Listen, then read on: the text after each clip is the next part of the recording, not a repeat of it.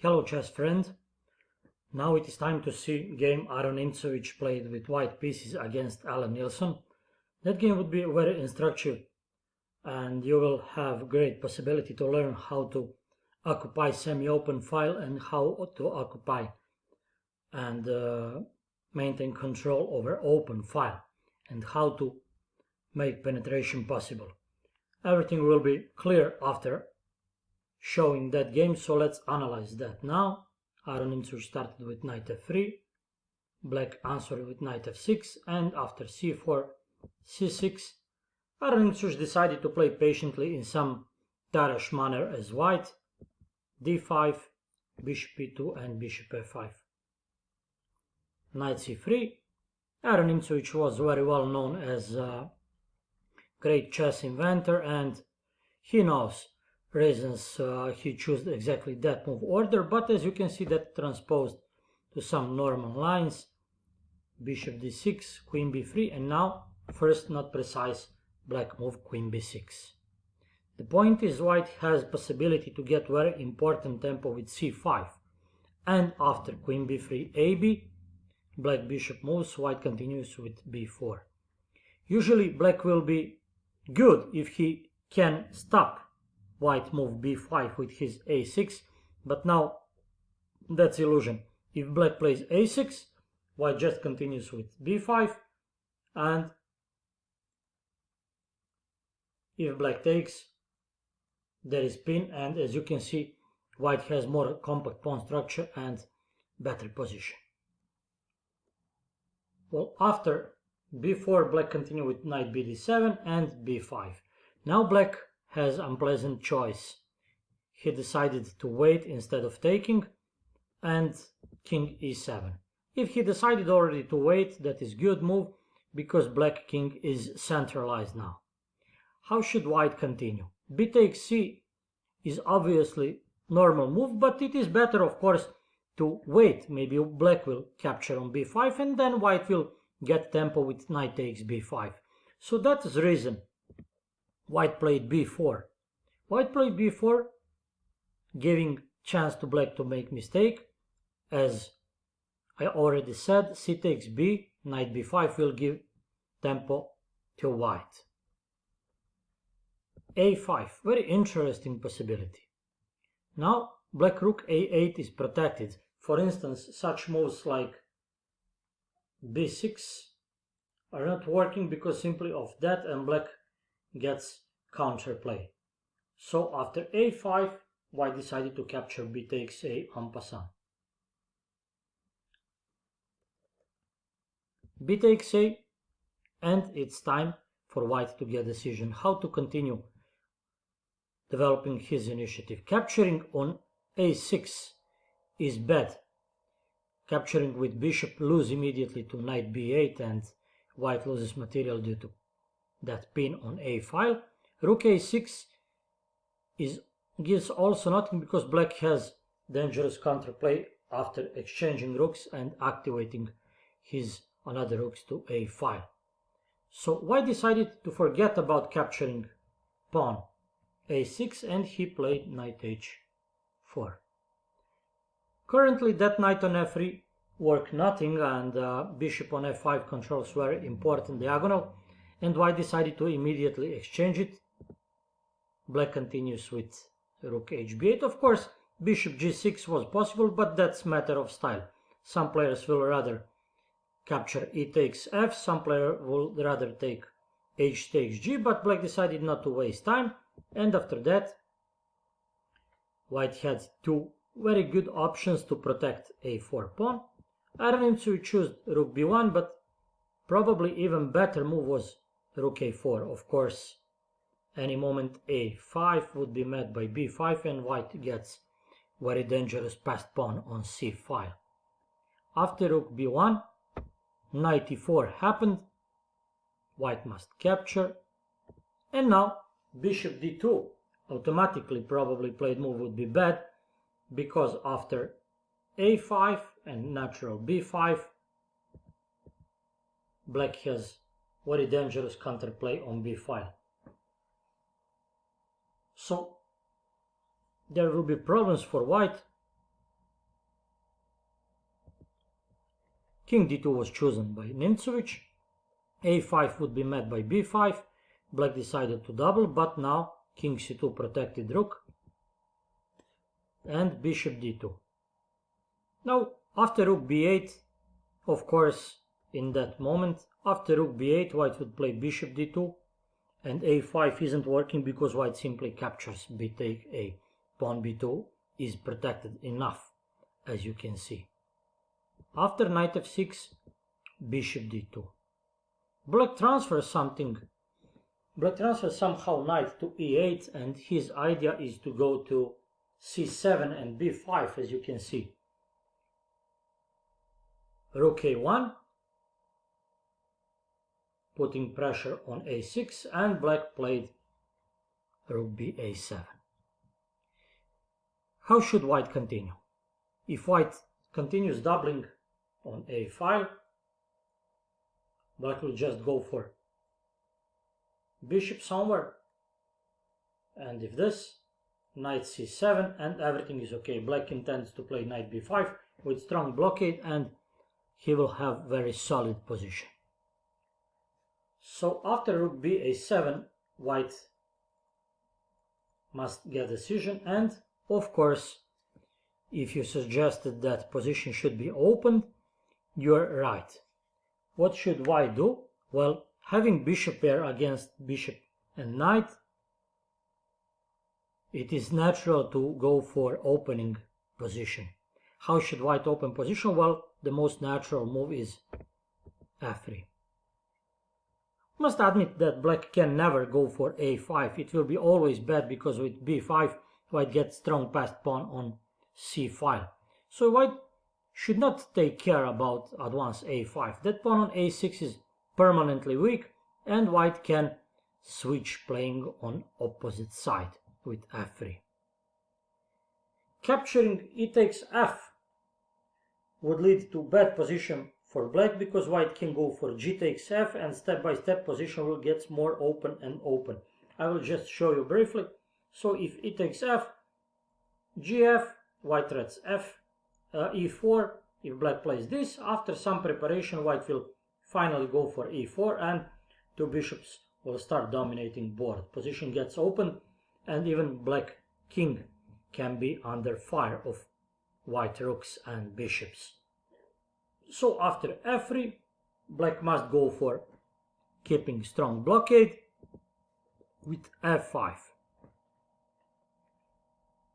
g4 was interesting move right now, with idea to open position more, but black can answer like this, and after this simply f take, and after knight f6 it looks like black is out of problems.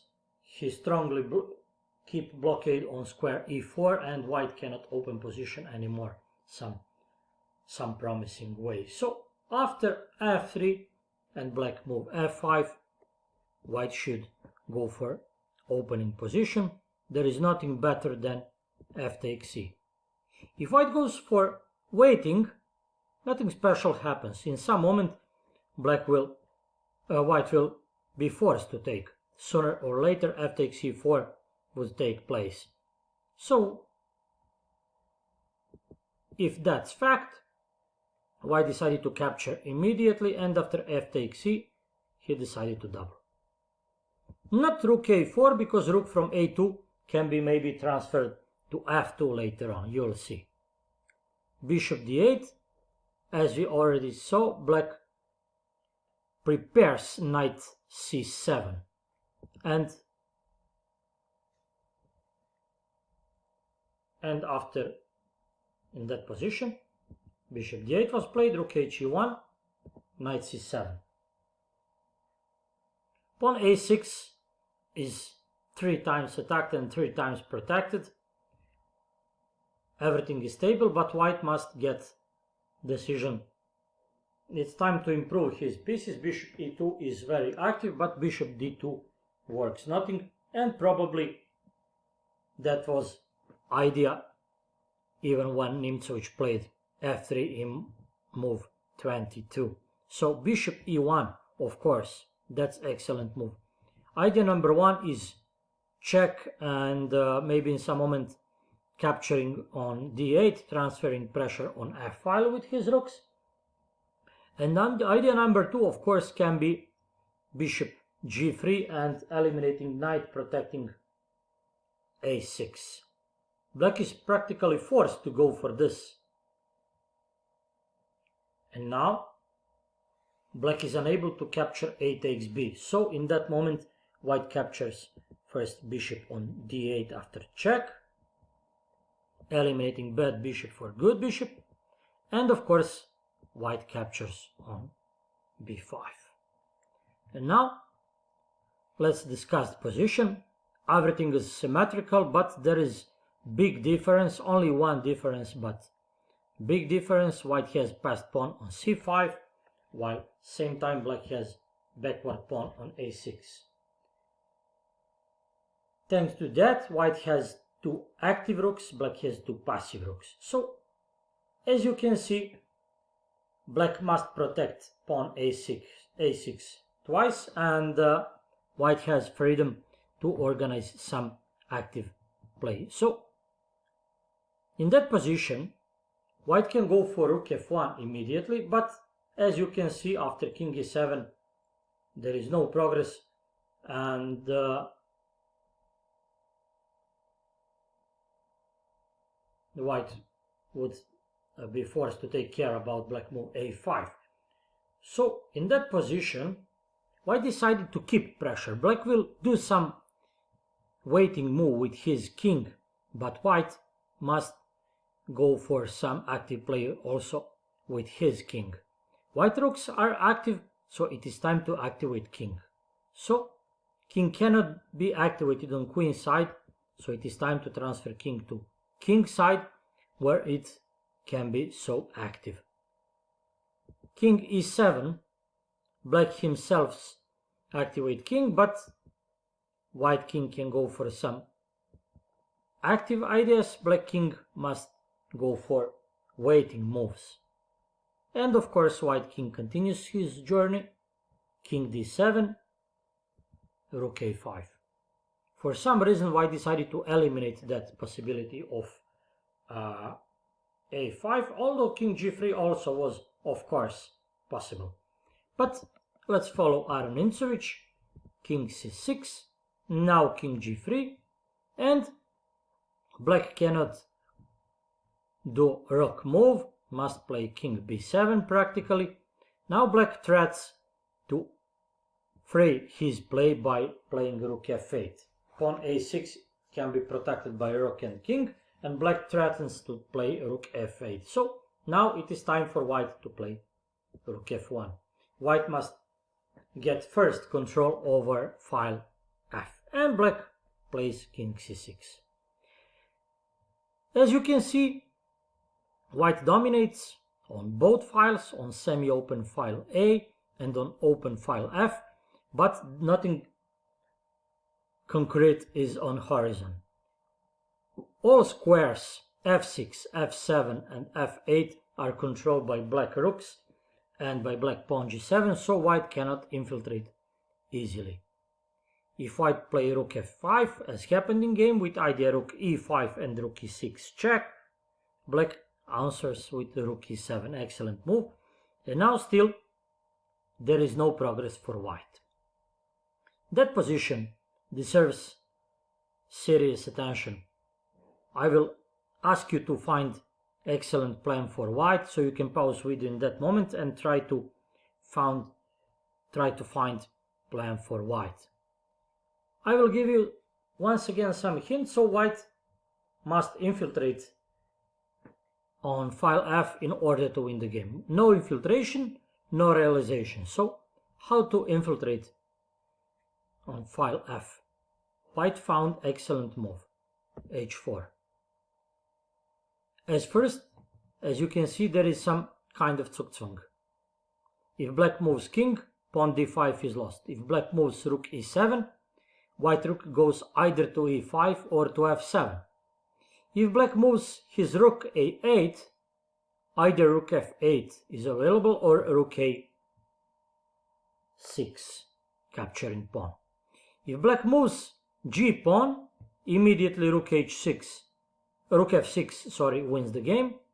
If black moves h pawn, for instance h6, white just continues with h5, and there is once again Zugzwang. Even if there is no Zugzwang, white has the idea of h4 to play h5 and h6 to eliminate g7 pawn. After eliminating g7 pawn, or after removing, or after forcing black to advance g7 pawn, white will have possibility of rook f6 with immediate win. Black decided to play rook a7. That's maybe even the best defense, but instead of rook f8, white for some reason played h5. Rook f8 also was a very natural move. Black played rook e6 to stop white h6 and to control 6th rank, but now white rook penetrates and black played g6. It's very good move g6. Practically black last chance and to hold position. Simply black wants with playing g6 to reduce material.